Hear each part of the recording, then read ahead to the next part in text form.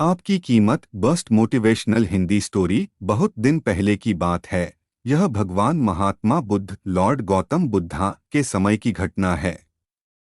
महात्मा बुद्ध जब भी भिक्षाटन के लिए जाते, आम लोग उनको अनाज भिक्षा में तो देते ही थे, कभी कभी उनको घेर कर अपने मन में उपस्थित सवालों का समाधान के लिए उनसे प्रश्न भी पूछती थी। एक दिन एक व्यक्ति ने भगवान बुद्ध से पूछा, प्रभु, जीवन का मूल्य क्या है? भगवान बुद्ध ने उस व्यक्ति को एक चमकता हुआ पत्थर दिया और कहा, जा इस पत्थर का मूल्य पता करके आना, पर ध्यान रहे तुम्हें इस पत्थर को बेचना नहीं है, केवल इसका मूल्य पता करना है। वह व्यक्ति पत्थर लेकर अपने गांव के बाजार में सबसे पहले एक फल वाले के पास गया जो संतरे बेच रहा था। उस फल वाले को उसने पत्थर दिखाते हुए उसकी कीमत पूछी। उसने उस पत्थर की कीमत कुल 12 संतरे लगाई।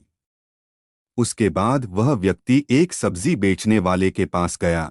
सब्जी वाले ने उसकी कीमत एक बोरी आलू के बराबर लगाई। वह व्यक्ति फिर अनाज व्यापारी के पास गया। उसने उस पत्थर की कीमत एक बोरी अनाज के बराबर लगाई। इसके बाद वह व्यक्ति सोने चांदी के व्यापारी के पास गया और सोनार को उस पत्थर को दिखाया और उससे उसका मूल्य पूछा, तो सोनार ने उस पत्थर को देखते हुआ कहा, 50 लाख में मुझे इस पत्थर को बेच दो। उस व्यक्ति ने सोनार को मना कर दिया। तो सुनार ने फिर कहा, भाई, 2 करोड़ में दे दो या तुम ही बता दो इसकी क्या कीमत तुम लोगे। उस आदमी ने सोनार ने कहा, मेरे गुरु ने इस पत्थर को बेचने से मना किया है। इसके बाद वह व्यक्ति हीरे के एक जौहरी के पास गया। जौहरी ने उस पत्थर को देखा। उसने उसे रूबी के रूप में पहचाना। उसने उस पत्थर के सामने एक लाल कपड़ा बिछाया और उस बेशकीमती रूबी की एक परिक्रमा लगाई, माथा टेका। फिर जौहरी उस व्यक्ति से पूछा, कहाँ से लाए भाई ये बेशकीमती रूबी? सारी कायनात क्या, सारी दुनिया बेचकर भी इस अनमोल पत्थर की कीमत नहीं लगाई जा सकती है। अब वह व्यक्ति हक्का बक्का रह गया। वह सीधे भगवान बुद्ध के पास गया और पैरों के पास दोनों हाथ को जोड़कर बैठ गया। उसने पूरी कहानी भगवान बुद्ध को सुनाई और बोला, प्रभु, अब आप ही बताओ मानवीय जीवन का मूल्य क्या है?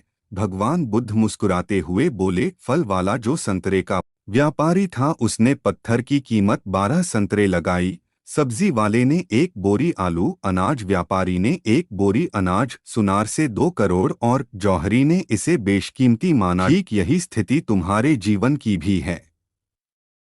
तुम बेशक हीरा हो, लेकिन ध्यान रखना कि सामने वाले तुम्हारी कीमत अपनी औकात, अपनी जानकारी और अपनी समझ से ही लगाएगा।